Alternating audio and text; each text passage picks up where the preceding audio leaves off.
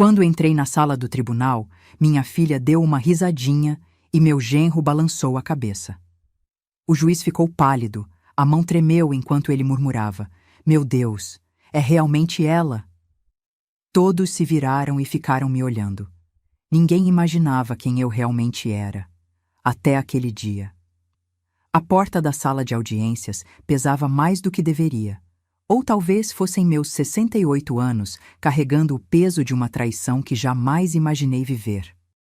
Quando empurrei aquela madeira escura, senti o rangido ecoar como um aviso, mas para quem, eu ainda não sabia. O ar estava denso, cheiro de papel velho, café requentado e tensão. Meus olhos varreriam a sala antes mesmo de dar o primeiro passo. Lá estava ela, minha filha, Isadora. Sentada ao lado do marido, Tiago, com aquele terno cinza que ele achava elegante, mas que só disfarçava a mediocridade. Ela usava um vestido azul marinho, o mesmo que eu dei de presente no último Natal. A ironia doía mais que qualquer palavra. Quando me viram, aconteceu. Isadora soltou uma risadinha. Não foi alta, mas cortou o silêncio como vidro quebrado. Tiago balançou a cabeça, como quem olha para uma criança teimosa que insiste em fazer birra. Os dois trocaram um olhar. Aquele olhar de cumplicidade que só existe entre pessoas que conspiram juntas. Eu deveria ter sentido vergonha. Era isso que eles queriam. Que eu entrasse ali curvada, derrotada, aceitando meu papel de velhinha incapaz que precisava ser protegida de si mesma. Mas não foi isso que aconteceu. Dei mais um passo. Meus sapatos baixos, confortáveis, bateram no piso frio com uma firmeza que eu mesma não esperava. Foi quando notei o movimento no canto da sala. O juiz, uma mulher jovem, doutora Patrícia Moreira, cabelos presos num coque impecável, levantou os olhos do processo. Mas não foi ela quem teve a reação. Foi o homem ao lado dela. Um senhor de cabelos grisalhos, terno escuro, postura ereta. Ele não deveria estar ali. Não era comum um desembargador aposentado acompanhar uma audiência trivial de interdição. Mas Dr. Henrique Castelo Branco não estava ali por acaso. Quando nossos olhares se cruzaram, vi a cor sumir do rosto dele. A mão que segurava a caneta começou a tremer. Ele murmurou algo, baixo, mas o silêncio da sala amplificou cada sílaba. Meu Deus! É realmente ela? E então, como dominós caindo, todas as cabeças se viraram. O advogado de Isadora e Tiago, um sujeito barrigudo chamado Dr. Sérgio, primo de Tiago, franziu a testa confuso. A escrevente parou de digitar. Até o segurança perto da porta me olhou com curiosidade renovada. Eu não disse nada. Apenas caminhei até a cadeira reservada para mim, do lado oposto ao da minha filha. Senti o peso dos olhares, mas também senti algo novo: poder. Porque eles não sabiam. Ninguém ali sabia quem eu realmente era. Isadora deve ter percebido algo errado. A risadinha morreu. Tiago cruzou os braços, a pose de arrogância vacilando por um segundo. Dr. Sérgio folheou os papéis, procurando alguma informação que explicasse a reação do desembargador.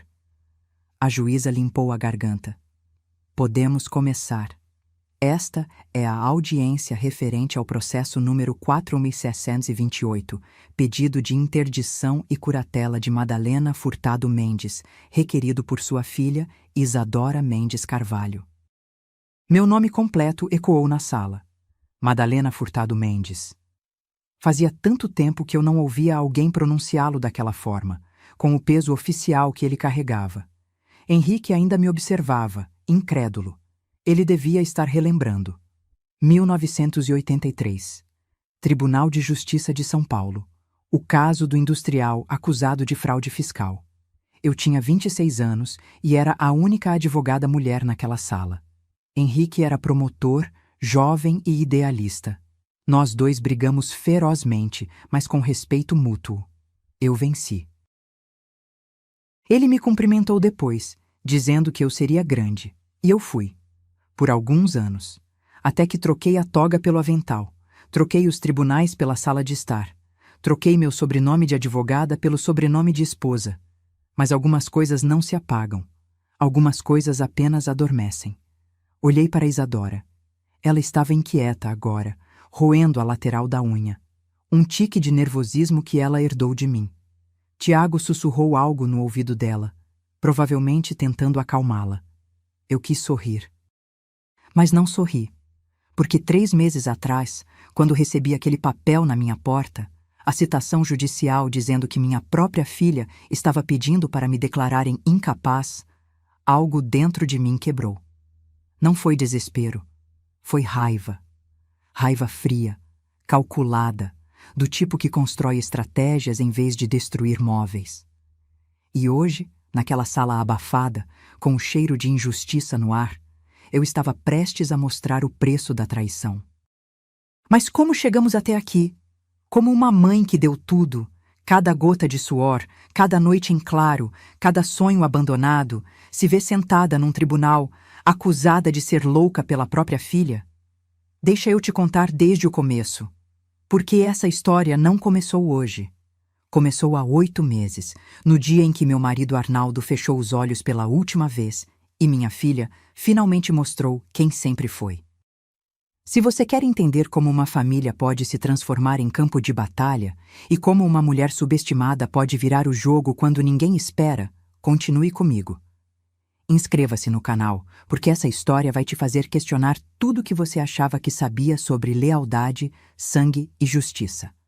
Arnaldo morreu numa terça-feira chuvosa de fevereiro. Infarto fulminante enquanto regava as orquídeas do quintal. Nem tempo de gritar teve. Quando encontrei ele, o regador ainda estava na mão. Foram 43 anos de casamento. 43 anos dividindo a mesma cama, o mesmo café da manhã, as mesmas brigas bobas sobre qual canal assistir depois do jantar. Ele não era perfeito, longe disso, mas era meu. E quando enterramos ele naquela tarde fria, senti que enterrava também uma parte de mim. Isadora chorou no velório. Chorou bonito, daquele jeito que todo mundo vê e comenta. Coitada, era tão apegada ao pai. Tiago ficou do lado dela o tempo todo, abraçando, sussurrando coisas que eu não conseguia ouvir. Pareciam o casal perfeito na tragédia. Eu não chorei em público, não porque não quisesse, mas porque quando você vive quase 7 décadas, aprende que lágrimas na frente dos outros viram munição. Então, guardei minha dor para a madrugada, quando ninguém podia testemunhar. Os primeiros 2 meses após o enterro foram estranhos. A casa, que sempre foi barulhenta, mesmo com só nós dois, virou um mausoléu silencioso. Eu acordava esperando sentir o cheiro de café que Arnaldo fazia às 6 da manhã, mas só havia o vazio. Isadora aparecia de vez em quando, trazia marmitas, que eu nunca pedi, arrumava coisas que não precisavam ser arrumadas, ficava me olhando com aquela expressão de pena que me irritava profundamente. "Mãe, a senhora não pode ficar sozinha nessa casa enorme", ela dizia, sentada no sofá que eu mesma escolhi há 15 anos. "É perigoso? E se acontecer alguma coisa?" "Eu moro aqui há 30 anos, Isadora. Acho que sei me virar." Ela suspirava. Tiago, sempre presente nessas visitas, balançava a cabeça como se eu fosse uma criança teimosa. "Dona Madalena, a gente só quer o melhor para a senhora", ele dizia com aquele tom paternalista que me dava vontade de jogar o cinzeiro de cristal na cabeça dele. Mas eu engolia a raiva, porque eram minha filha e meu genro, porque família é sagrado, ou pelo menos era o que eu ainda acreditava. A verdade começou a aparecer quando o inventário entrou em cena. Arnaldo tinha sido metódico a vida inteira. Trabalhou 38 anos como gerente administrativo numa distribuidora de alimentos. Aposentou com um salário decente, investiu com cuidado. Quando morreu, deixou a casa onde morávamos, um sobrado de 3 quartos em bairro valorizado, avaliada em R$ 890 mil, e uma poupança de R$ 340 mil. Eu era a única herdeira direta de tudo. A lei é clara. Cônjuge tem direito sobre os bens do casal. Mas Isadora também tinha direitos. Como filha única, metade da herança caberia a ela no futuro. No meu futuro, quando eu morresse. O problema é que eu estava viva, muito viva. E foi aí que as coisas começaram a mudar. Tiago passou a aparecer mais, sempre com conversas sobre investimentos, planejamento sucessório, segurança financeira. A senhora já pensou em fazer uma doação em vida, dona Madalena? Ele perguntou uma tarde, mexendo no celular enquanto Isadora fingia organizar minha cristaleira. Doação? Repeti, sem entender direito. É. A gente poderia facilitar tudo agora, evitar burocracia no futuro. A senhora continua morando aqui, claro, mas no papel a casa já estaria regularizada. Regularizada. Que palavra bonita para dizer tirada de mim. Vou pensar, respondi, sentindo o estômago apertar. Eles trocaram um olhar. Aquele maldito olhar de novo. Nas semanas seguintes, as visitas se intensificaram. Sempre com uma desculpa: trazer comida, verificar se eu estava bem, consertar uma torneira que não estava quebrada. Mas eu comecei a notar coisas. Tiago medindo a sala de estar com uma trena. Isadora fotografando os quadros que meu pai me deixou de herança. Os dois cochichando na cozinha, parando abruptamente quando eu entrava. Uma noite, depois que foram embora, encontrei um panfleto esquecido no sofá. Era de uma construtora. Projeto de retrofit para casas antigas. Margem de lucro estimada após revenda. Até 60%. Senti meu sangue gelar. Eles não estavam preocupados comigo. Estavam preocupados com o imóvel. E a única coisa no caminho deles era eu. Foi quando entendi. Eu não era mais a mãe. Eu era o obstáculo. A campanha começou devagar. Tão devagar que no início nem parecia campanha. Isadora ligava todo dia, às vezes 2, 3 vezes, sempre com a mesma ladainha. Mãe, a senhora tomou os remédios? Eu nem tomava remédio. Só um para a pressão de vez em quando o médico insistia, mas ela perguntava como se eu fosse uma paciente terminal esquecida num asilo. Tomei, filha, eu respondia cansada. Tem certeza? Porque ontem a senhora disse que tinha tomado, mas quando cheguei aí vi os comprimidos todos na cartela ainda. Mentira, pura mentira. Mas ela dizia com tanta convicção que por um segundo até eu duvidei de mim mesma. Tiago começou a aparecer com um caderninho. Dizia que era para anotar as coisas importantes que eu precisava lembrar. Olha, dona Madalena, vou deixar aqui anotado. Segunda-feira é dia de pagar a luz. Quarta-feira, o IPTU vence. A senhora consegue lembrar? Tiago, eu pago minhas contas há 50 anos. Ele sorriu. Aquele sorriso condescendente de quem lida com criança teimosa. Claro, mas a gente envelhece, né? Normal esquecer as coisas, normal. Ele disse normal, como quem planta uma semente. Depois começaram os episódios inventados. Certa tarde, Isadora entrou em casa esbaforida, com o celular na mão. Mãe, a vizinha me ligou. Disse que a senhora deixou o fogão ligado ontem à noite. A casa inteira podia ter pegado fogo. Eu olhei para ela, incrédula. Que vizinha? A dona Cláudia. Dona Cláudia tinha morrido 6 meses antes. Câncer no pulmão. Eu tinha ido no enterro. Isadora, a dona Cláudia está morta. Ela piscou, desviou o olhar. Ah, não, desculpa. Foi a filha dela, a Marcela. Marcela morava em Curitiba. Não pisava naquela casa havia anos, mas Isadora não esperava que eu soubesse. Contava com minha ignorância, com minha suposta confusão mental. Eu não deixei fogão ligado, respondi, firme. Nem usei o fogão ontem. Comi a marmita que você trouxe. Ela mordeu o lábio. Então deve ter sido anteontem. Sei lá, mãe, você anda tão distraída. Distraída. Mais uma semente.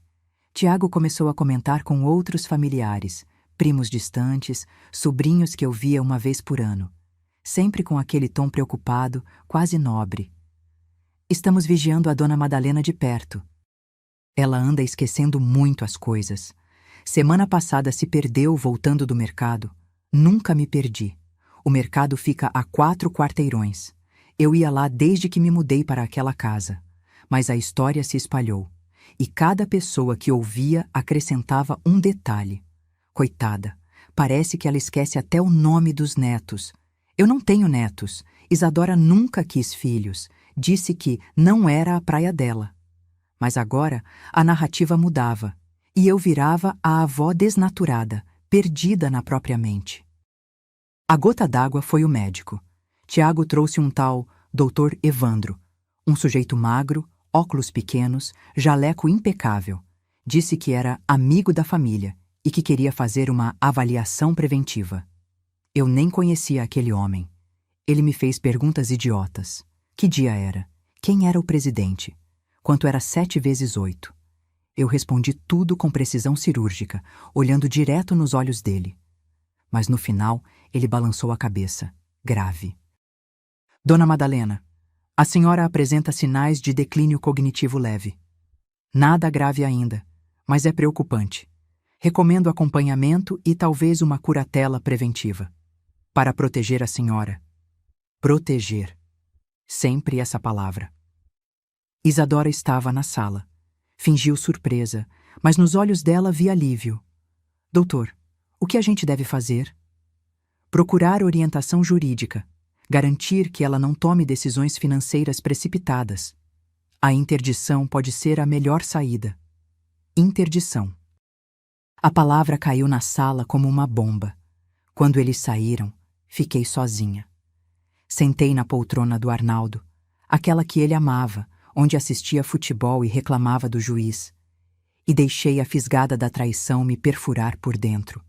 Mas não chorei, porque alguma coisa tinha acordado em mim. Alguma coisa antiga, afiada, que ficou quieta tempo demais. Peguei meu celular, o mesmo que Tiago achava que eu mal sabia usar. Abri o gravador e comecei a documentar tudo. Cada mentira, cada armação. Porque se eles achavam que eu era senil, ingênua, derrotada, estavam prestes a descobrir o preço de subestimar uma mulher que sobreviveu a coisas que eles nem imaginam. O envelope chegou numa quinta-feira. Papel pardo, selo do fórum, meu nome digitado em letras frias. Reconheci na hora o que era. Qualquer um que já passou pelo sistema judicial reconhece. Citação. Minhas mãos tremeram quando rasguei o lacre, não de medo, de fúria contida. Processo no 4º ISST 28/2025. Requerente: Isadora Mendes Carvalho. Requerida: Madalena Furtado Mendes. Objeto: interdição e curatela. Li cada palavra 3 vezes.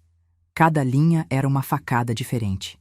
A petição inicial estava anexada. 17 páginas de mentiras jurídicas bem construídas.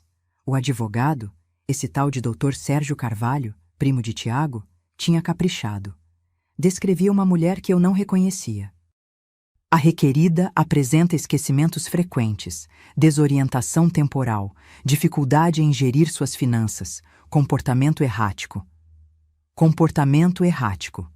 Eu que acordava às 6 da manhã todos os dias, tomava café, regava as plantas, lia o jornal, pagava contas online sem ajuda de ninguém. Anexaram laudos, 3 laudos médicos. Um deles assinado pelo tal Dr. Evandro, que me avaliou naquela tarde armada. Os outros 2 eu nem conhecia os médicos. Provavelmente compraram as assinaturas. Tinha mais. Declarações de testemunhas, vizinhos que supostamente me viram confusa na rua. Uma funcionária de farmácia que alegou que a senhora comprou o mesmo remédio 2 vezes no mesmo dia, esquecida. Tudo inventado. Tudo fabricado com uma precisão assustadora. E no final, o pedido: interdição total, nomeação de Isadora como curadora, transferência da administração de todos os bens. Todos. Os bens, a casa, a poupança, tudo. Sentei no sofá, ainda segurando os papéis. O relógio da parede marcava 3 da tarde. A casa estava silenciosa, mas dentro de mim havia um furacão. Isadora chegou meia hora depois. Ela tinha chave. Eu tinha dado anos atrás, quando achei que minha filha era minha aliada. Entrou com aquela cara de cordeiro. Vinha preparada para a cena. Mãe, eu preciso conversar com a senhora. Levantei os olhos devagar. Mostrei o envelope. Sobre isso, ela engoliu seco. Tiago apareceu atrás dela, como sempre. Meu genro adorava se esconder atrás da esposa quando a situação ficava difícil. Mãe, por favor, deixa eu explicar. Explica. Cortei, seca. Ela sentou na ponta da poltrona, ensaiada. Cada gesto parecia decorado. A gente só quer proteger a senhora. A casa é muito grande, a senhora tá sozinha, qualquer coisa pode acontecer. E o dinheiro? Mãe, a senhora pode ser enganada, pode cair em golpe. Golpe, repeti, deixando a palavra flutuar. Tipo o golpe que vocês estão aplicando em mim agora? O rosto dela endureceu. Não é golpe, é cuidado. Cuidado seria me perguntar se eu preciso de ajuda. Cuidado seria conversar comigo. Vocês foram direto ao juiz, Isadora. Me acusaram de louca sem me dar chance de defesa. Tiago finalmente abriu a boca com aquele tom que ele achava conciliador. Dona Madalena, a senhora tá levando pro lado pessoal. É só uma formalidade legal. A senhora continua morando aqui. A gente só vai administrar as finanças, garantir que tudo fique em ordem. Em ordem para quem? Para vocês? Ele cruzou os braços. A casa tá no nome da senhora e do falecido. Com a interdição, a gente consegue finalizar o inventário mais rápido, vender se necessário, investir melhor o dinheiro. Vender. Aí estava. A palavra que eles evitavam, mas que sempre esteve no centro de tudo. Vocês querem vender minha casa? Falei, cada sílaba pesando como chumbo. Isadora tentou segurar minha mão. Eu puxei. Mãe, não agora, mas no futuro, talvez. Para conseguir um lugar menor, mais fácil de cuidar, e o resto do dinheiro fica rendendo para vocês. Silêncio. Tiago suspirou, irritado. A senhora está sendo dramática. A gente é família. Tudo que é da senhora vai ser nosso um dia mesmo. A gente só está adiantando o processo para evitar problema. Família. Essa palavra tinha perdido completamente o significado. Olhei para minha filha. Procurei nos olhos dela algum traço da menina que embalei no colo, que ensinei a ler, que defendi de valentões na escola. Não encontrei nada. Assina os papéis, mãe, ela disse, cansada. Vai ser melhor para todo mundo. O Dr. Sérgio disse que se a senhora aceitar, o processo é rápido. Indolor. Indolor. Como se arrancar minha dignidade, minha autonomia, minha vida inteira fosse um procedimento cirúrgico simples. Não vou assinar. Tiago bufou. Então vai ser do jeito difícil. O juiz vai nomear um perito, fazer avaliação e no final vai dar a mesma coisa. A senhora só vai gastar mais dinheiro com advogado. Eles levantaram. Isadora ainda tentou um último apelo emocional. Mãe, pensa bem. Faz isso pela gente. Pelo seu bem. Pelo meu bem. Eles saíram. Eu tranquei a porta atrás deles. Depois, liguei o gravador do celular novamente. Tinha tudo. Cada palavra. Cada confissão involuntária. Sorri sozinha, amargo. Eles achavam que tinham armado a emboscada perfeita. Mas estavam prestes a descobrir que a presa sabia caçar. Naquela noite, não consegui dormir. Fiquei sentada na escrivaninha do quarto, aquela que Arnaldo me deu de aniversário há 20 anos. A madeira já estava gasta, manchada de café e tinta, testemunha silenciosa de tantas madrugadas. Abri a gaveta de baixo, a que ficava sempre trancada. Lá dentro, guardado entre papéis velhos e fotografias amareladas, estava ele, meu passado, embrulhado em couro marrom. Passei os dedos pela superfície da pasta. Senti o relevo das letras douradas, meio apagadas pelo tempo. Madalena Furtado, OAB SP 34.719. Fazia décadas que não abria aquilo. Dentro, minha carteira de advogada. A foto era de uma mulher jovem, olhar determinado, cabelo curto impecável. Eu tinha 24 anos quando tirei essa foto. Acabara de passar no exame da ordem. Terceira da turma. Embaixo da carteira, recortes de jornal cuidadosamente preservados.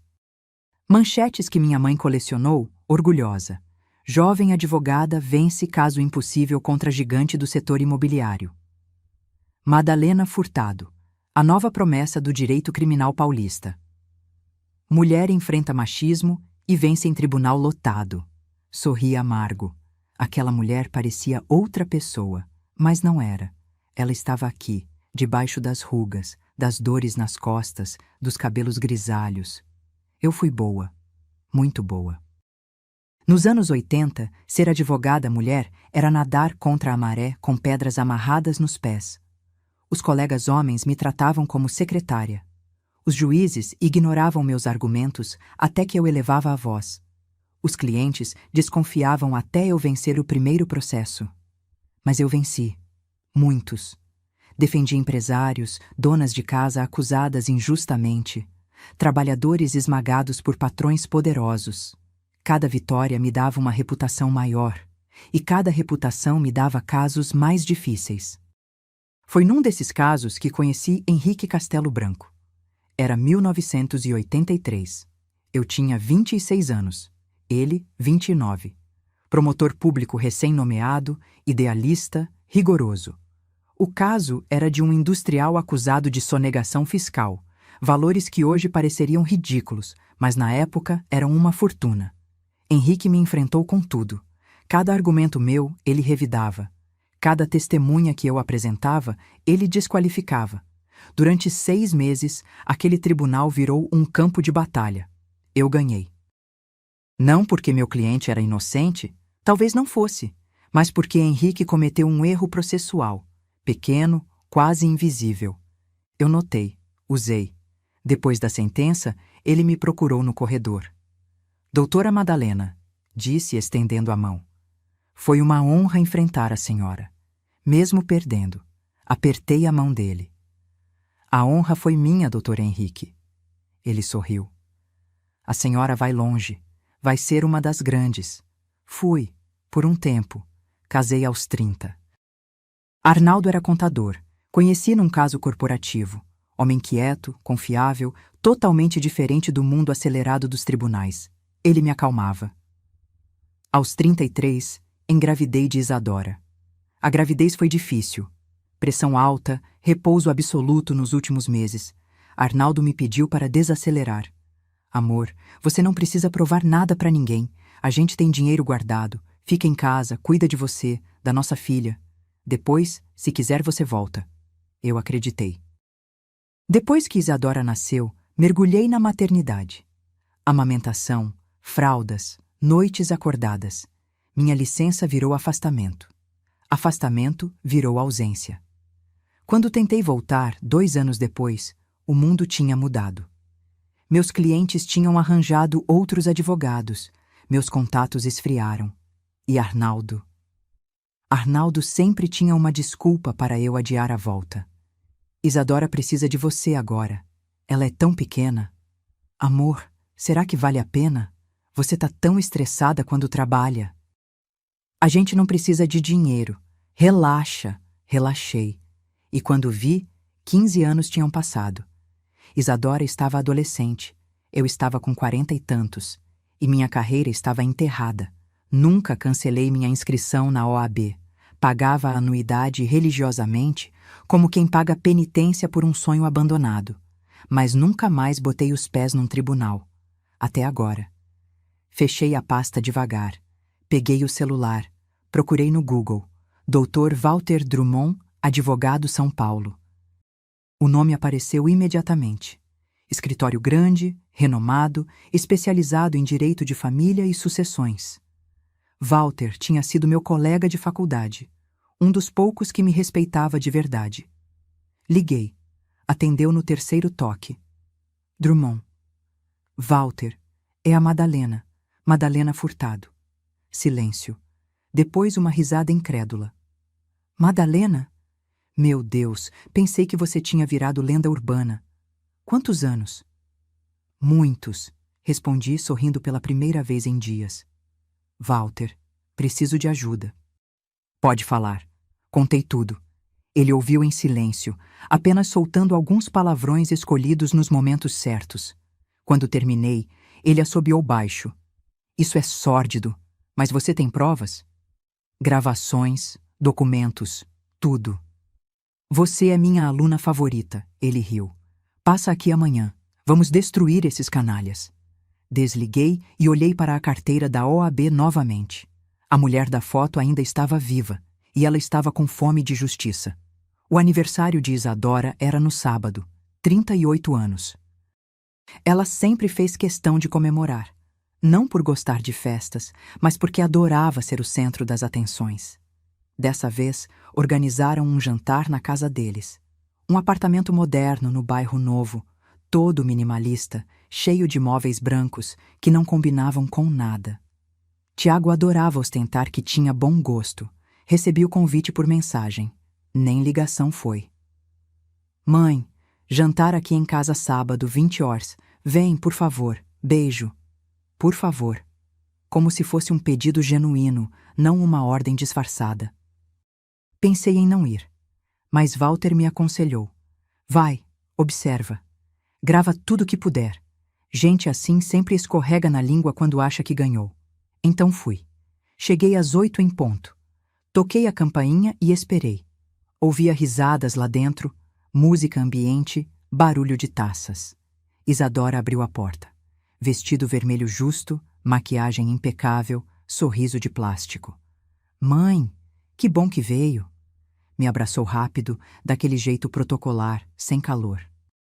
Senti o perfume caro que provavelmente Tiago comprou com o salário que mal sustentava o estilo de vida que eles fingiam ter.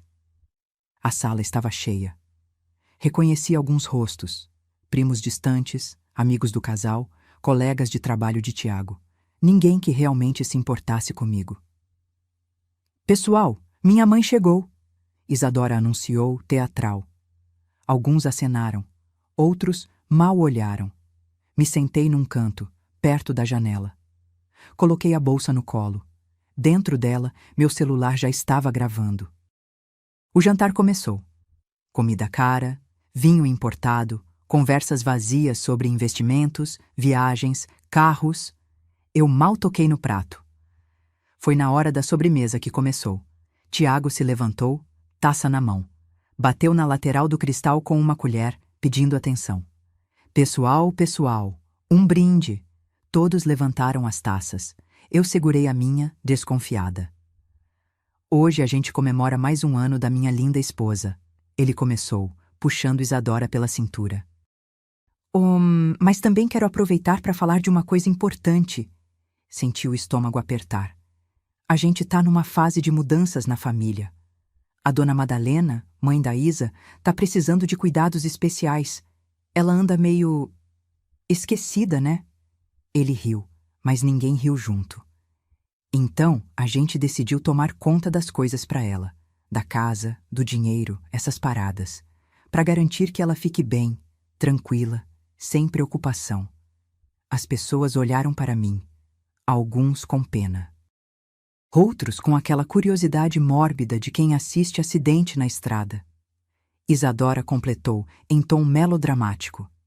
É difícil, gente. Ver minha mãe assim, tão frágil. Mas a gente tem que ser forte, né? Fazer o que precisa ser feito. Ela se aproximou de mim, pousou a mão no meu ombro. Um gesto que parecia carinho, mas era posse. Não se preocupe, mãezinha. A gente vai cuidar de tudo para você. Do dinheiro, da casa, de tudo. Você não precisa se preocupar com nada mais. Senti as unhas dela cravarem levemente no meu ombro. A mesa ficou em silêncio constrangedor. Minha prima Beatriz, a única pessoa ali que ainda tinha alguma decência, desviou o olhar. Tiago ergueu a taça. Então é isso. Brinde à família, à saúde e às novas fases da vida. Saúde! Todos repetiram, mecânicos. Eu não bebi. Me levantei devagar. Peguei minha bolsa. Onde a senhora vai, mãe? Isadora perguntou surpresa. Pra casa. Mas ainda tem bolo. Não tenho fome. Caminhei até a porta. Ninguém tentou me segurar. No fundo, todos ficaram aliviados. A velhinha inconveniente estava indo embora. Quando coloquei a mão na maçaneta, ouvi. A voz de Tiago, baixa, mas não baixa o suficiente. Ele estava perto da cozinha, falando com algum amigo.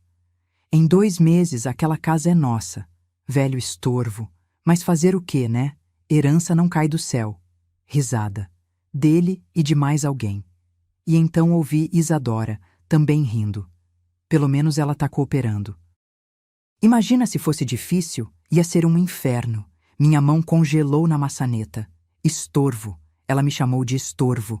Respirei fundo. Não me virei. Não disse nada. Abri a porta e saí. No elevador, sozinha, deixei as lágrimas caírem. Não de tristeza, de raiva, de indignação, mas também de determinação. Porque agora eu tinha tudo. Cada palavra, cada confissão. E eles não faziam ideia do que estava por vir.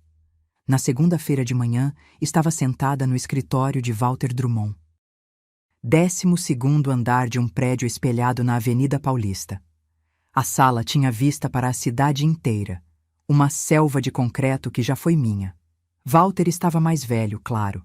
Cabelos grisalhos, óculos de grau grosso, mas o mesmo sorriso afiado de quem adora um bom combate jurídico. Deixa eu ver essas gravações.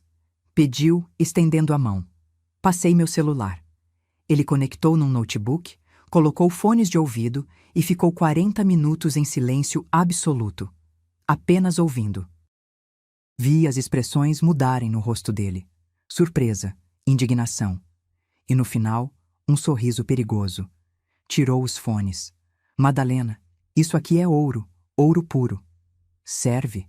Serve. Isso destrói o processo deles. Litigância de má-fé, falsidade ideológica, tentativa de estelionato. Posso enquadrar em uns 5 crimes diferentes só de cabeça. Senti um alívio enorme. Então você aceita o caso? Ele me olhou como se eu tivesse ofendido. Aceito? Madalena, eu vou fazer de graça se for preciso. Mas você vai pagar, porque sei que você tem dinheiro e orgulho demais para aceitar caridade. Ri. Primeira vez em semanas que ri de verdade. Quanto? 20.000 de honorários iniciais. Se ganharmos, e vamos ganhar, mais 15% de qualquer indenização. Fechado. Apertamos as mãos. Walter pegou um bloco, começou a rabiscar. Vou pedir a juntada dessas gravações como prova. Requerer perícia independente para provar sua capacidade mental. E vou sugerir que o juiz tome ciência das reais intenções da sua filha. Tem mais uma coisa, falei hesitante. Pode falar. Eu quero que o desembargador Henrique Castelo Branco saiba desse caso. Walter ergueu as sobrancelhas. Castelo Branco? O lendário? Conheço ele. Trabalhamos juntos nos anos 80. Madalena, você é uma caixa de surpresas. Ele me respeitava. Se souber que estou sendo vítima disso, talvez acompanhe a audiência. Como observador, só para garantir que as coisas sejam feitas direito. Walter pensou por um momento. É irregular, mas não é proibido. E a presença dele na sala ia intimidar qualquer um. Deixa comigo. Saí do escritório com algo que não sentia há tempos, esperança. Mas ainda faltava uma peça. À tarde, peguei um táxi até um bairro residencial na Zona Sul, endereço que tinha anotado num papel amarelado. Toquei a campainha de uma casa modesta, bem cuidada, com jardim de rosas na frente. Uma senhora de cabelos brancos abriu a porta. Sim? Dona Irene? Ela me olhou, confusa. Sou eu. Quem é a senhora? Meu nome é Madalena. Fui advogada muitos anos atrás. A senhora não me conhece, mas eu defendi seu marido em 1987, caso de acidente de trabalho. Os olhos dela se arregalaram. Alfredo? Isso.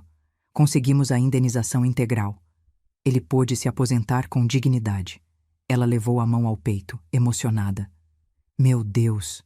Doutora Madalena, entre, por favor. Sentamos na salinha simples. Ela me serviu café. Conversamos sobre Alfredo, que tinha falecido 3 anos atrás, sobre a vida, sobre memórias. Então contei minha história. Quando terminei, Dona Irene estava com lágrimas nos olhos. Que horror! A própria filha... Eu sei que é muito pedir, dona Irene, mas preciso de testemunhas que confirmem minha capacidade mental. Pessoas que me conhecem, que podem atestar que estou lúcida, funcional. Ela não hesitou. Eu vou. Vou depor o que for preciso. A senhora salvou minha família. Agora é minha vez. Visitei mais 3 ex-clientes naquela semana. Todos aceitaram ajudar. Walter também providenciou uma bateria de exames. Neurologista, psiquiatra, geriatra. Todos confirmaram. Capacidade mental plena. Nenhum sinal de demência ou declínio cognitivo. Na sexta-feira, Walter me ligou. Consegui. Castelo Branco vai estar na audiência. Como observador? Oficialmente. Mas todos vão saber quem ele é. A juíza titular vai ficar nervosa, os advogados da outra parte vão suar frio. Perfeito. Madalena, tem certeza que quer fazer isso? Sua filha vai ficar exposta. Publicamente. Fechei os olhos. Pensei na risadinha dela no aniversário. No velho estorvo. Nas mentiras, nas armações, na frieza. Tenho certeza. Então prepara o coração. Porque quando a gente entrar naquela sala, não vai ter volta. Desliguei. Olhei para o espelho do corredor. A mulher refletida tinha rugas, cabelos brancos, marcas do tempo. Mas nos olhos dela brilhava o fogo de quem nunca desistiu. A advogada tinha voltado e ela estava pronta para a guerra. O dia da audiência amanheceu cinzento. Céu carregado, ameaça de chuva. Como se até o tempo soubesse que algo importante ia acontecer. Me vesti com cuidado. Calça social preta, blusa branca discreta, sapatos baixos confortáveis. Nada chamativo. Queria parecer exatamente o que eles esperavam. Uma senhora simples, inofensiva. A surpresa viria depois. Walter passou para me buscar às 9. No carro, ele repassou a estratégia. Deixa eles falarem primeiro. Quanto mais confiantes, melhor. Quando for sua vez, mantenha calma. Técnica, precisa, cirúrgica. Como nos velhos tempos. Exatamente. Chegamos ao fórum às 9h40. O corredor estava cheio. Advogados, partes, testemunhas. O cheiro de papel velho e café requentado me trouxe memórias que eu achava enterradas. Isadora e Tiago já estavam lá. Ela de vestido azul marinho, o que eu dei de presente. Ele de terno cinza que tentava parecer mais caro do que era. O doutor Sérgio, advogado deles, conversava no celular, rindo de alguma piada particular. Quando me viram chegar com Walter, a risada morreu. Isadora olhou confusa. Mãe, quem é esse? Meu advogado. Tiago franziu a testa. A senhora contratou o advogado? Pra quê? A gente só quer resolver isso em família. Walter respondeu por mim, voz firme. Doutor. Walter Drummond, OABSP 18432. E isso deixou de ser assunto de família quando vocês entraram com processo judicial. Dr. Sérgio se aproximou tentando parecer confiante, mas havia tensão no maxilar. Drummond? O Drummond do escritório da Paulista? Esse mesmo. Isso aqui é uma interdição simples. Não precisa de artilharia pesada. Walter sorriu. Ah, mas eu discordo. Acho que vai precisar. Entramos na sala quando chamaram o processo. Era uma sala pequena, sem júri, apenas uma mesa comprida onde a juíza se sentaria, cadeiras para as partes, um ar-condicionado velho que fazia barulho. Mas havia uma cadeira extra ao lado da mesa da juíza. E nela estava ele, Dr. Henrique Castelo Branco. Cabelos completamente brancos agora, óculos de armação fina, terno escuro impecável. A postura ereta de quem passou a vida inteira fazendo a lei ser cumprida. Quando entrei, nossos olhares se cruzaram. Vi o reconhecimento imediato.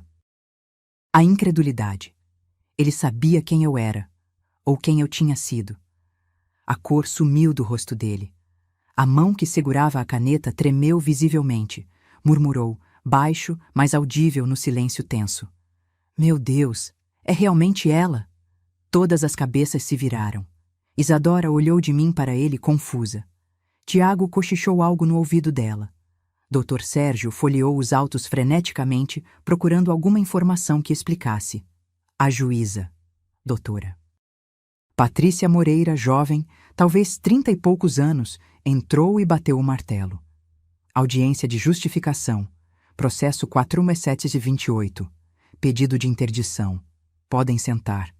Todos se sentaram. Eu, ao lado de Walter. Isadora e Tiago, do outro lado, com Dr. Sérgio. Doutora Patrícia notou a presença de Henrique e pareceu nervosa. Desembargador Castelo Branco, é uma honra tê-lo como observador. Ele apenas acenou, mas continuou me olhando.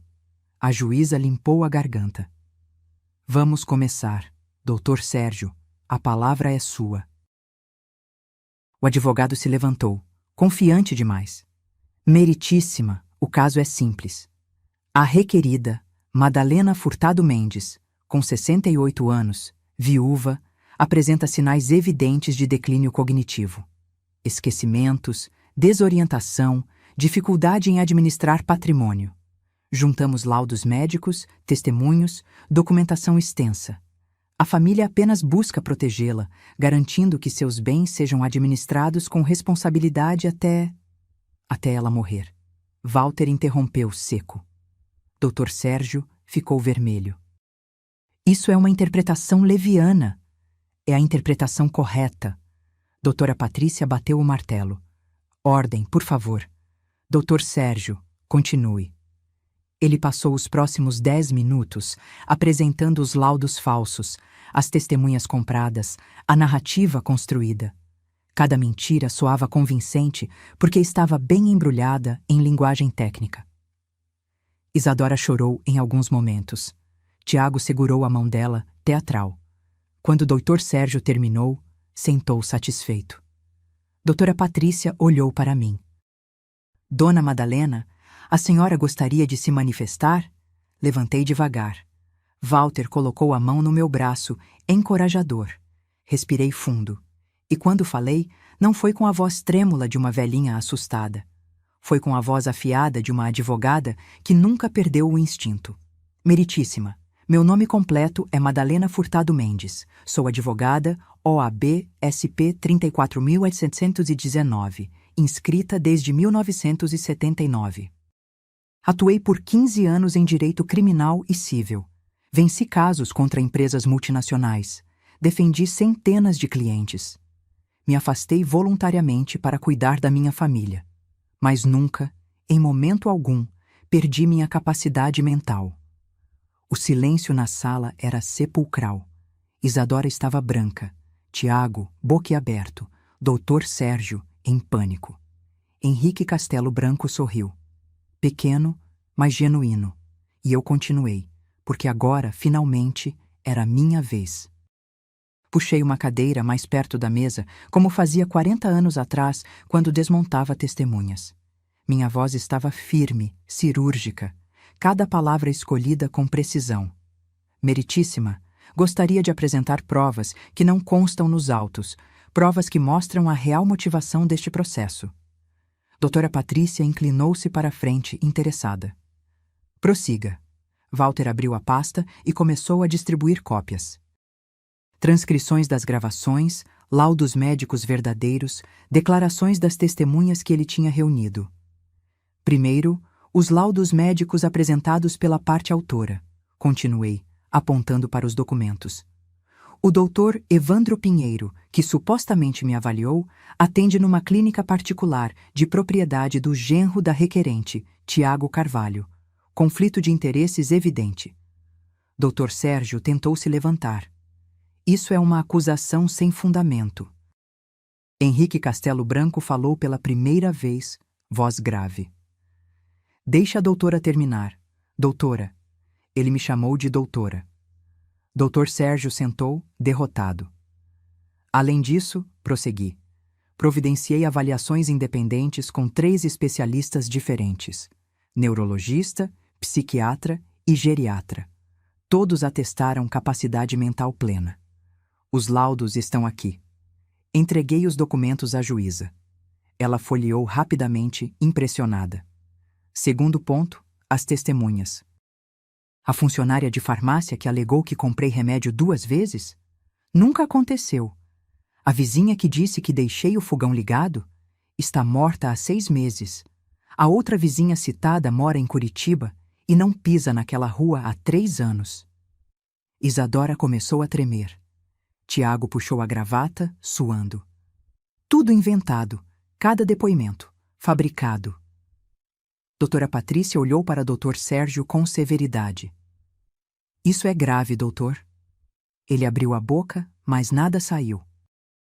E agora, a cereja do bolo, falei, sentindo uma satisfação amarga. Gravações. Walter conectou o notebook num alto-falante. O áudio começou a tocar. Primeiro, a conversa na minha casa, quando Isadora e Tiago tentaram me convencer a assinar os papéis. A voz de Tiago ecoou na sala. A senhora está sendo dramática. A gente é família. Tudo o que é da senhora vai ser nosso um dia mesmo. A gente só está adiantando o processo para evitar problema. Isadora fechou os olhos, mortificada. Mas não terminei. A segunda gravação começou, a festa de aniversário. A voz de Tiago, clara, debochada. Em 2 meses aquela casa é nossa. Velho estorvo, mas fazer o quê, né? Herança não cai do céu. E então, a risada de Isadora. Pelo menos ela tá cooperando. Imagina se fosse difícil, ia ser um inferno. O silêncio que seguiu foi ensurdecedor. Doutora Patrícia estava pálida. Henrique balançou a cabeça, indignado. Até a escrevente parou de digitar, chocada. Isadora soluçou. Tiago estava vermelho, olhando para o chão. Velho estorvo, repeti, deixando as palavras pairarem. Foi assim que meu genro me chamou. E minha filha riu. Concordou. Virei para Isadora. Nossos olhos se encontraram. Eu te dei a vida. Abri mão da minha carreira por você. Passei noites acordada quando você tinha febre. Vendi joias da minha mãe para pagar sua faculdade particular quando o dinheiro apertou. E você... Você me chama de estorvo. Ela tentou falar, mas apenas chorou mais alto. Meritíssima, continuei voltando para a juíza. Este processo não é sobre minha capacidade mental. É sobre ganância. É sobre 2 pessoas que não querem esperar uma herança e decidiram fabricar uma interdição para tomar o que é meu ainda em vida. Doutora Patrícia folheou os documentos cada vez mais tensa. A senhora tem mais alguma prova? Tenho. Declarações de 4 ex-clientes meus, pessoas que acompanho há décadas, atestando minha lucidez. Extratos bancários mostrando que administro minhas finanças perfeitamente. E isso. Coloquei na mesa minha carteira da OAB. Esta carteira tem 46 anos, está ativa, pago anuidade religiosamente. Nunca deixei de ser advogada meritíssima, apenas deixei de exercer. Mas a mulher que defendeu casos contra gigantes do mercado imobiliário, que enfrentou machismo em tribunais lotados, que venceu promotores brilhantes como o Dr. Henrique aqui presente, essa mulher nunca morreu. Henrique sorriu abertamente agora. Ela só estava dormindo, completei. E agora acordou. Doutora Patrícia colocou os papéis na mesa, bateu o martelo. Vou determinar uma pausa de 15 minutos. Quando voltarmos, quero ouvir explicações da parte autora. E, Dr. Sérgio, sugiro que consulte o Código de Ética da OAB, porque o senhor pode ter problemas sérios. Ela saiu. Henrique a acompanhou, mas antes piscou para mim. Na sala, restaram apenas nós. Isadora se levantou cambaleante, veio na minha direção. Mãe, eu... Levantei a mão cortando. Não, agora não. Tiago tentou bancar o arrogante uma última vez. A senhora vai se arrepender disso. A gente é família. Olhei para ele com todo o desprezo que sentia. Família não trama, família não mente, família não chama a própria sogra de estorvo. Ele empalideceu. Saí da sala com Walter. No corredor, encostei na parede, tremendo, não de medo, de adrenalina. Você arrasou? Walter disse, orgulhoso. Ainda não acabou. Ah, mas já ganhou. Eles não têm mais nada. Sorri cansada. Então agora vem a parte que eles vão odiar mais ainda. Qual? Justiça. Quando voltamos para a sala, a atmosfera tinha mudado completamente. Isadora estava com os olhos inchados. Tiago mordia as unhas, um tique nervoso que eu nunca tinha visto nele. Dr. Sérgio folheava seus papéis freneticamente, procurando alguma saída que não existia. Doutora. Patrícia entrou com uma expressão que eu conhecia bem dos meus tempos de tribunal. A cara de quem já decidiu e não vai mudar de ideia. Henrique voltou também, sentando-se com aquela postura impecável de sempre. Retomando, a juíza começou, voz firme. Dr. Sérgio, a parte autora tem algo a declarar? O advogado levantou, visivelmente abalado. Meritíssima, houve mal-entendidos. Meus clientes agiram de boa fé, preocupados genuinamente com a saúde da genitora. Mal-entendidos? Henrique interrompeu, sua voz ecoando com autoridade. Doutor, ouvi as gravações, vi os laudos falsos. Isso não é mal-entendido, é crime. Dr. Sérgio engoliu seco. Doutora Patrícia bateu o martelo. Vou além. Diante das provas apresentadas pela requerida, fica evidente que este processo foi movido com má-fé, baseado em falsas alegações e com o único propósito de apropriar-se indevidamente de patrimônio. Portanto, julgo improcedente o pedido de interdição e curatela. Isadora soltou um gemido baixo. Mais ainda, a juíza continuou, determino a abertura de inquérito para a apuração de litigância de má-fé, falsidade ideológica e possível estelionato. Os autos serão remetidos ao Ministério Público. Tiago ficou de pé, desesperado. Mas, doutora, isso vai arruinar... Sente-se, ela cortou, seca. Ele sentou. Quanto ao Dr. Sérgio Carvalho, determino a intimação da Ordem dos Advogados para análise de violação ética. Produzir petição baseada em laudos médicos fraudulentos é infração gravíssima. O rosto de Dr. Sérgio ficou cinza. A audiência está encerrada. A martelada final ecoou como um tiro. Walter apertou meu braço, triunfante. Henrique se aproximou, estendendo a mão. Doutora Madalena, foi uma honra presenciar isso. A senhora não perdeu o brilho. Apertei a mão dele, emocionada. Obrigada, Henrique, por tudo. Ele acenou e saiu, deixando um rastro de respeito por onde passava. Isadora tentou se aproximar, mas Walter bloqueou. Nem tente. Qualquer coisa que queiram dizer à minha cliente, façam por intermédio de advogado. Saímos do tribunal sob um céu que finalmente se abria.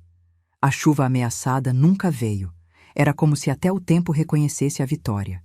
Mas eu sabia que aquilo era só o começo.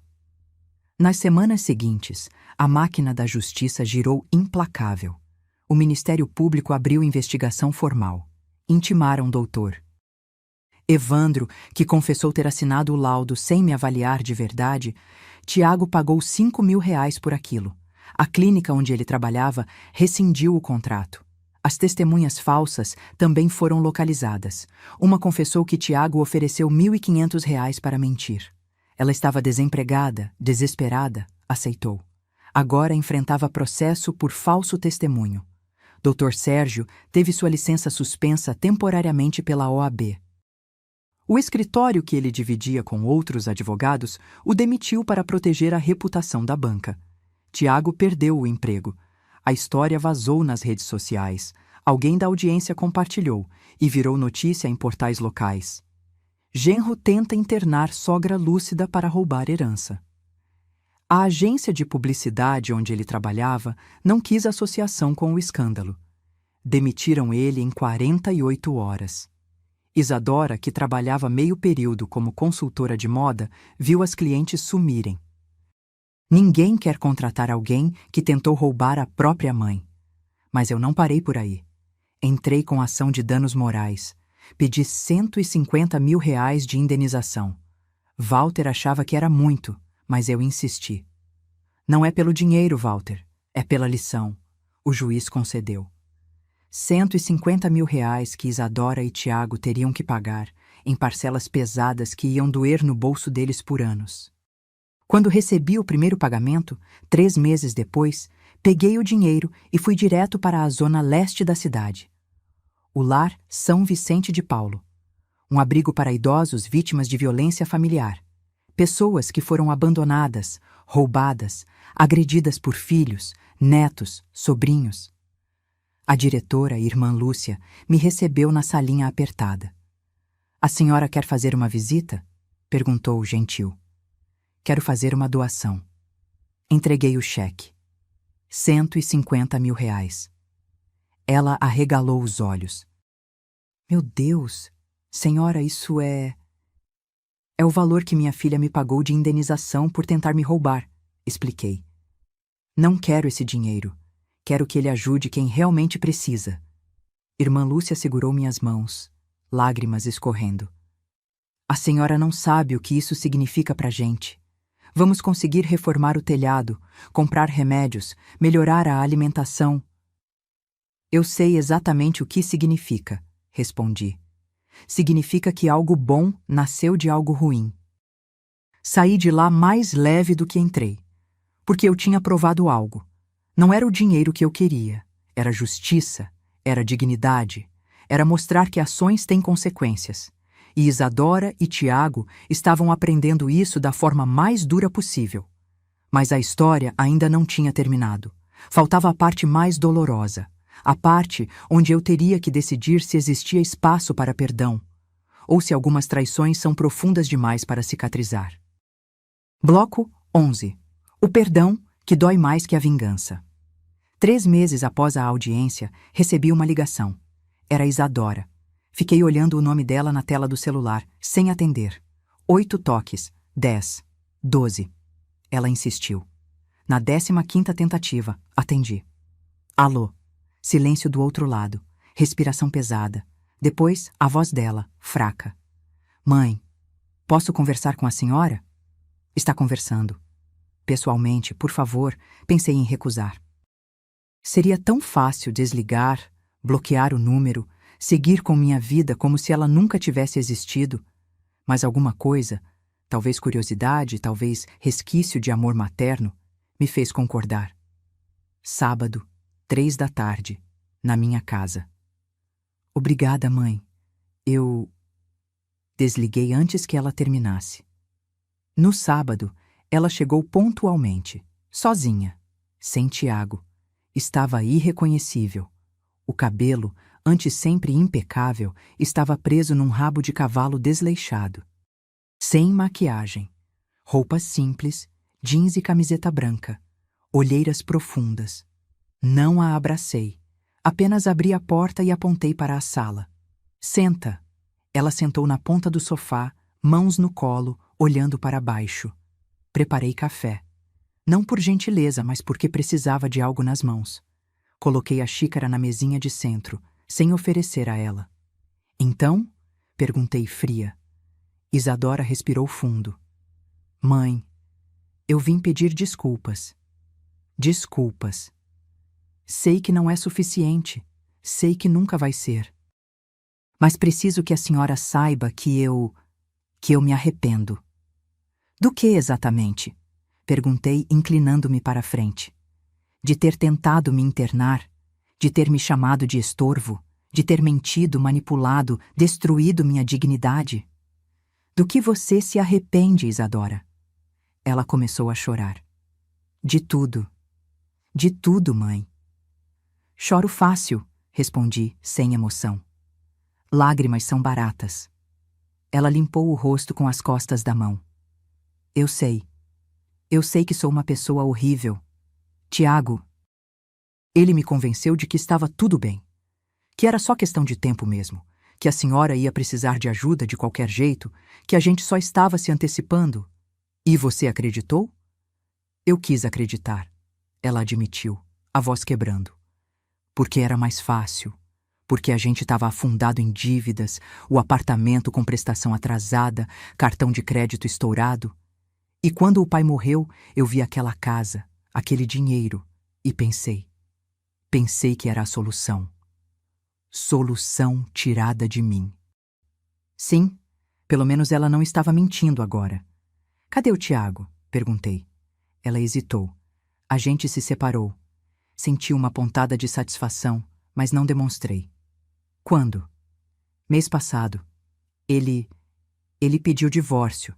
Disse que eu arruinei a vida dele, que por minha causa ele perdeu o emprego, a reputação, tudo. Como se eu tivesse feito aquilo sozinha.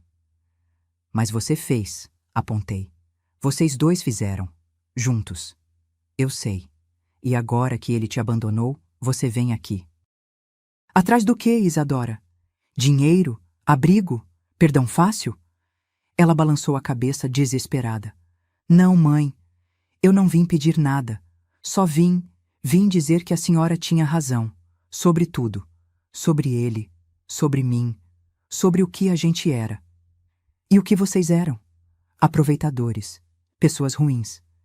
Levantei, fui até a janela. Olhei para o quintal onde Arnaldo costumava regar as orquídeas. Sabe o que mais me machucou, Isadora? Perguntei sem olhar para ela. Não foi o dinheiro. Não foi a casa. Foi o desrespeito. Foi você olhar para mim e ver um obstáculo. Foi você rir quando Tiago me chamou de estorvo. Naquele momento, eu entendi que nunca fui sua mãe de verdade. Fui só a pessoa que bancou sua vida até você não precisar mais. Não é verdade? É sim, cortei, virando para ela. E você sabe que é. Ela desabou em soluços. Afundou o rosto nas mãos, o corpo inteiro tremendo. Parte de mim quis consolar. O instinto materno, velho e teimoso. Mas a parte racional, a que sobreviveu à traição, manteve os pés firmes no chão. Levanta, ordenei. Ela obedeceu, limpando o rosto. Você quer perdão? Perguntei. Não mereço. Não, não merece. Mas vou te dar algo melhor que perdão barato. Ela me olhou, confusa. Vou te dar uma chance. Uma única chance de provar que você é mais do que essa pessoa miserável que se vendeu por dinheiro. Como? Arranja um emprego. Qualquer um. Trabalha. Sustenta-se. Aprende o valor das coisas. E quando conseguir pagar a primeira parcela da indenização com seu próprio suor, sem a ajuda de ninguém, você volta aqui. Aí a gente conversa de novo. Mãe, eu já arranquei emprego, atendente numa clínica odontológica, ganhando menos que um salário mínimo. Ótimo. Então você já começou. Mas vai levar anos para pagar tudo. Exatamente, respondi. Porque perdão não é instantâneo. Confiança não se reconstrói em uma conversa. Você destruiu tudo que a gente tinha. Se quiser alguma coisa de volta, vai ter que reconstruir tijolo por tijolo. Ela acenou, engolindo o choro. E outra coisa, continuei. Não quero você aqui toda semana. Não quero telefonemas dramáticos. Você vive sua vida, aprende a se virar. E quando achar que cresceu de verdade, que entendeu a gravidade do que fez, aí você me procura. A senhora não vai me perdoar nunca, né? Olhei para ela por um longo momento. Perdão não é esquecer, Isadora, e eu nunca vou esquecer. Mas talvez, um dia, eu consiga olhar para você sem sentir essa dor no peito. Talvez... Ela assentiu, derrotada. Foi até a porta. Antes de sair, virou-se. Mãe, eu sinto muito. De verdade. Eu também. Fechei a porta e encostei nela. Chorei. Pela primeira vez em meses, chorei de verdade. Não de fraqueza, mas de aceitação. Aceitação de que algumas coisas quebram e nem sempre dá para colar de volta. Bloco 12. A lição final. 2 anos se passaram desde aquele dia no tribunal. 2 anos que mudaram tudo. Estou sentada agora num café em Buenos Aires, olhando o movimento da Avenida Corrientes. O sol da tarde ilumina as mesas na calçada. O cheiro de medialunas recém-assadas mistura-se com o aroma forte do café portenho. Viajei. Finalmente viajei. Peru, Bolívia, Chile, Argentina. Lugares que Arnaldo sempre prometeu me levar e nunca levou. Não por maldade. A vida simplesmente consumiu os planos dele e eu deixei que consumisse os meus também. Mas agora não. Vendi metade da casa. Transformei o sobrado em 2 apartamentos independentes. Moro num, aluguei o outro para uma família jovem. A renda complementa minha aposentadoria e me dá liberdade para fazer o que quiser. O que sobrou do dinheiro? Parte foi para a reforma, Parte para essas viagens que estou fazendo há 1 ano. E parte foi para uma causa que encontrei por acaso. Dei uma palestra. Sim, uma palestra. A irmã Lúcia, do Lar São Vicente, me convidou para falar com um grupo de idosos vítimas de violência familiar. Primeiro recusei. Não sou palestrante, disse. Mas ela insistiu. A senhora é sobrevivente e isso vale mais que qualquer diploma. Fui, nervosa, sem saber o que dizer. Mas quando olhei para aquelas pessoas, senhoras de cabelos brancos, senhores curvados, todos com histórias de traição familiar, as palavras vieram naturalmente. Contei minha história, sem filtro. Sem poupar detalhes. Quando terminei, uma senhora de uns 70 anos levantou a mão. Como a senhora encontrou coragem para reagir? Pensei antes de responder. Não foi coragem, foi raiva, foi indignação. Foi recusar aceitar que meu valor como pessoa dependia da opinião de quem me traiu. Aplausos, abraços, lágrimas. Depois daquele dia, outros convites vieram.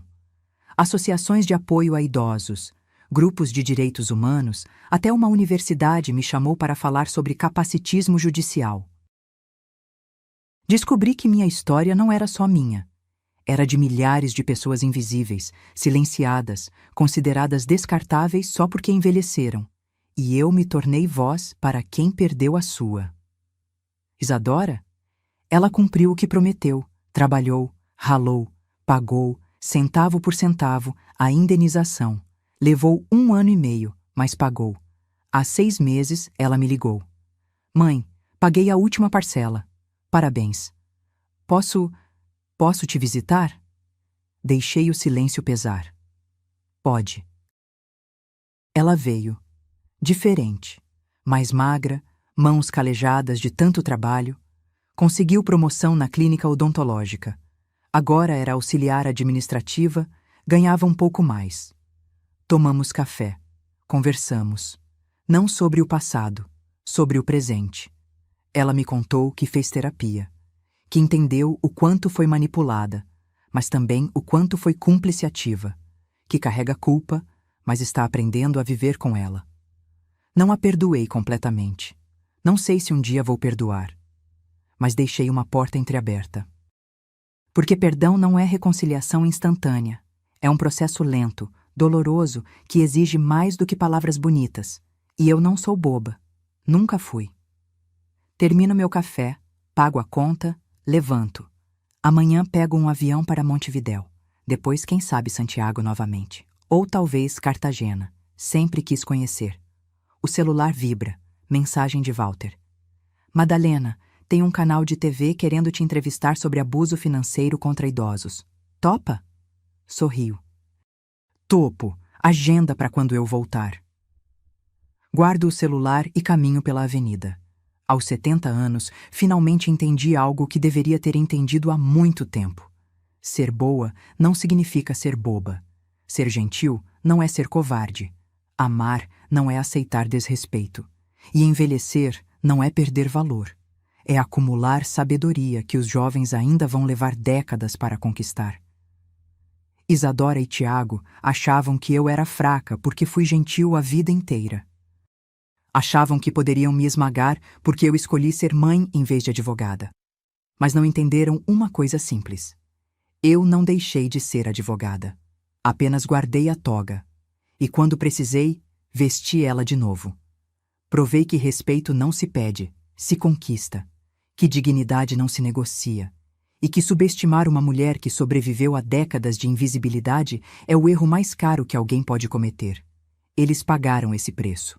E eu? Eu finalmente estou vivendo. Tico no paro na frente de uma livraria.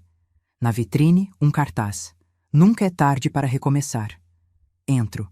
Compro 3 livros que não preciso, mas que quero. Porque posso. Porque sou livre. E porque finalmente entendi que a melhor vingança não é destruir quem te machucou. É ser feliz apesar deles. E você, que acompanhou essa história até aqui, já parou para pensar quantas Madalenas existem por aí? Quantas avós, mães, tias sendo silenciadas, desrespeitadas, roubadas por quem deveria protegê-las. Se essa história tocou seu coração, se te fez refletir sobre dignidade, respeito e o valor das pessoas que envelhecem ao nosso redor, deixe seu comentário. Me diga de onde você está assistindo. Conta pra mim, você conhece alguma história parecida? Você já precisou impor limites em família?